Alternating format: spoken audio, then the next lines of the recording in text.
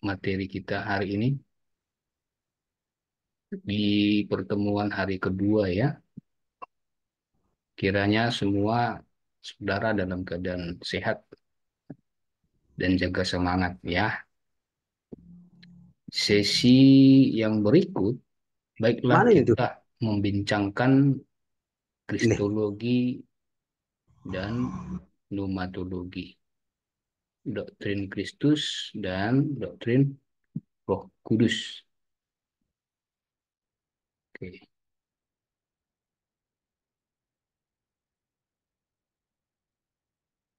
Baiklah, ketika bicara soal doktrin Kristus, maka istilah teologi sistematika kita akan mengenal inkarnasi. Kita akan mengenal inkarnasi. Lalu ada istilah prainkarnasi. Artinya sebelum Kristus menjadi daging. Nah, inkarnasi kan dari kata bahasa Latin, inkarnasi ya. Dalam bahasa Latin itu dari kata yang artinya daging, karnis, daging. Inkarnasi berarti menjadi daging. Tuhan yang adalah roh itu, bagaimana caranya supaya dia bisa menjadi korban, supaya dia bisa menumpahkan darah. Roh kan tidak bisa menumpahkan darah karena roh tanpa daging. Maka roh itu harus berinkarnasi, artinya mengambil bentuk daging agar dapat menjadi korban. Nah, itu inkarnasi. Lalu yang menjadi pertanyaan orang adalah, sebelum Kristus menjadi daging, menjadi manusia, bagaimana keberadaannya? Makanya muncul istilah prainkarnasi. Sebelum menjadi manusia, Kristus itu apa? Kristus itu di mana? Jadi ini ada beberapa ayat yang bisa kita jadikan panduan. Misalnya Yohanes pasal 1 ayat 1. Pada mulanya adalah firman. Firman itu bersama dengan Allah dan firman itu adalah Allah. Lantas kalau kita langsung lompat ke ayat 14 misalnya. Firman itu telah menjadi manusia. Ya kan? Inkarnasi kan? Firman itu yang adalah Allah itu sendiri telah menjadi daging, menjadi manusia. Artinya sebelum dia menjadi manusia, dia Allah, keberadaannya kekal. Ah, inilah doktrin Kristen. Kristus tidak ada ketika dia menjadi manusia dalam pengertian tiba-tiba ada, seolah-olah dia dijadikan, seolah-olah dia diciptakan Allah. Kristus dalam doktrin Kristen bukan seperti itu. Kristus dalam doktrin Kristen sudah ada bahkan sebelum dia menjadi manusia. Nah, kesalahan doktrin sebagian orang di kalangan orang Kristen adalah yang berpikir terbalik. Mereka berkata, Kristus itu, Tuhan itu ada setelah dia dimuliakan, dibangkitkan dari antara orang mati, naik ke surga. Saat itulah dia menjadi Kristus. Saat itulah dia menjadi Tuhan. Saat itulah dia diperilah. Sebelumnya dia manusia saja. Nah, itulah paham yang bertentangan dengan paham yang kita bisa baca di Alkitab. Nah, sebagai pengantar untuk mata kuliah Kristologi, kita memang harus pahami ini, pra-inkarnasi. Bahwa keberadaan Kristus adalah kekal. Bahkan sebelum dia menjadi daging, sebelum dia mengambil rupa seperti manusia, dia sudah ada. Bahkan kalau kita baca di Injil, Yesus pernah berkata kepada pendengarnya, Aku sudah ada sebelum Abraham. Itu makanya orang-orang Farisi zaman itu, ahli Taurat waktu itu marah. Nah, nanti kawan-kawan silahkan baca sendiri ayat-ayat yang tampil di layar ini ya, sebagai ayat pendukung untuk kita mengerti tentang prainkarnasi. Ketika kita baca Alkitab Perjanjian Lama, sesungguhnya ada beberapa ayat yang bisa kita baca, isinya adalah nubuat tentang Kristus. Apa artinya nubuat? Artinya berita yang diungkapkan bahkan sebelum itu terjadi. Berita yang sudah diungkapkan bahkan sebelum itu terjadi. Dan itu terjadi kemudian. Itulah maksudnya nubuat di sini. Kristus itu lahir dari anak darah. Kejadian pasal 3 ayat 15. Waktu itu adalah ketika manusia pertama berdosa kan? Keturunanmu akan meremukkan kepala si ular. Nah, keturunan si perempuan itu maksudnya. Dulu tentulah Hawa tidak paham itu kan.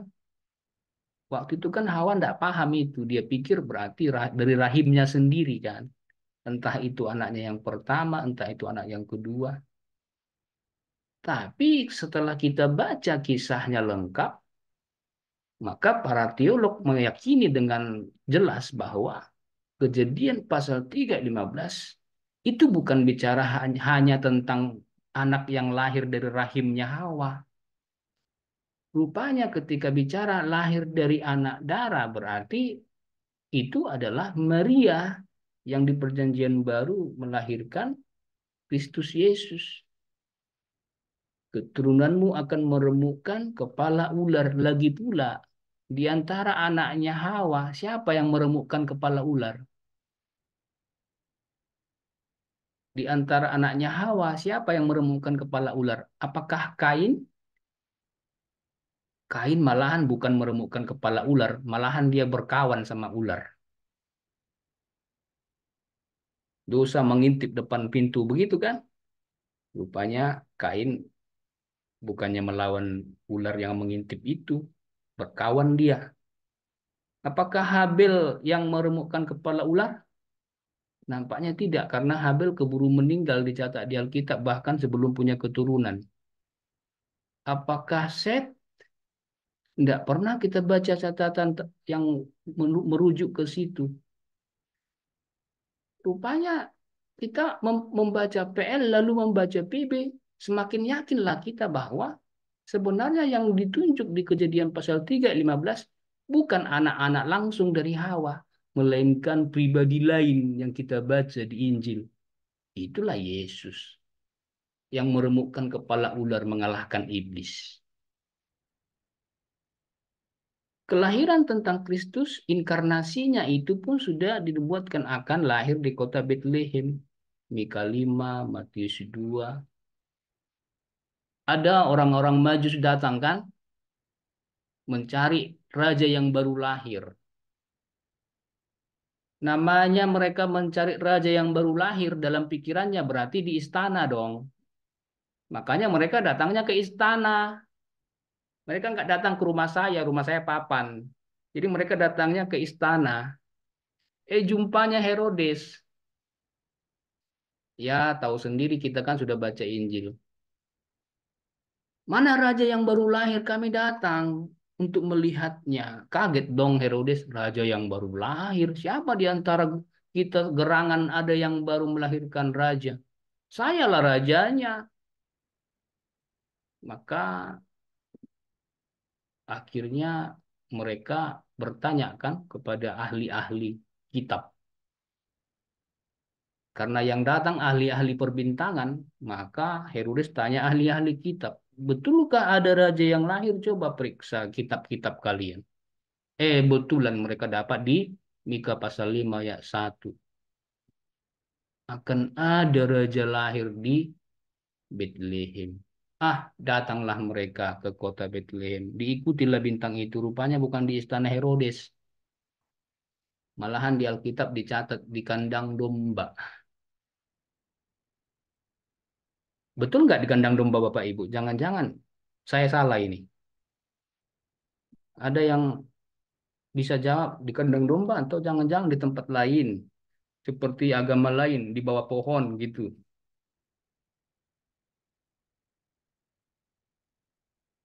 Atau di rumah sakit.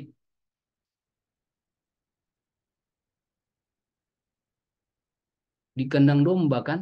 Kalau kita baca Alkitab, sekalipun ada beragam penjelasan soal itu. Ada rumah, rupanya rumah itu berdekatan dengan kandang domba. Lalu tidak ada kamar di rumah itu. Akhirnya Maria dan Yusuf mengambil tempat di kandang domba. Jadi ada yang bernafsirnya seperti itu sesuai dengan kondisi rumah waktu itu di zaman itu. Memang adalah lumrah zaman itu rumah punya kandang. Bapak Ibu tahu nggak rumah di Toba? Ada rumah di bawahnya kandang. Ada pernah tahu nggak? Apanya istilah itu teh di Toba? Rumah tapi di bawahnya kandang. Ada yang tahu? Saya lupa saya namanya. Ada Bara, yang Tubara, Pak. bara, Tubara. Bar. bara, Bara, Aranija, Barani Jabu. Tubara. Ah, di Toba karena saya ada punya opung di sana, pernah punya rumah itu di bawahnya memang kandang. Entah untuk B2, entah untuk pitik orang Jawa bilang, entah untuk apa kelinci gitu. Nah, rupanya di zaman kelahiran Yesus orang menafsirkannya tidak jauh-jauh dari begitu. Ada rumah yang ada kandangnya, sayangnya kamarnya penuh. Yesus akhirnya dilahirkanlah di bawah rumah itu atau di tempat dekat rumah lah yang ada kandang domba ini. Makanya ketika kita baca, waktu itu kan kita baca, coba baca baik-baik. Ketika orang Majus sampai, orang Majus masuk ke rumah itu, bukan ke kandang. Coba periksa ayatnya. Periksa ayatnya. Orang Majus masuk ke rumah itu. Tidak disebut ke kandang, tapi ke rumah itu. Maksudnya apa? Kok bisa berubah Pak dari rumah jadi kandang jadi rumah, dari rumah jadi kandang. Ah, itulah tafsirannya. Bahwasanya rumah itu ada kandangnya. Kandang itu di rumah. Gitu loh. Nah, itu yang bisa dipakai untuk menjelaskan soal itu ya, kawan-kawan. Garis keturunan Sem. Kejadian pasal 9 ayat 26. Garis keturunan Abraham. Kejadian 12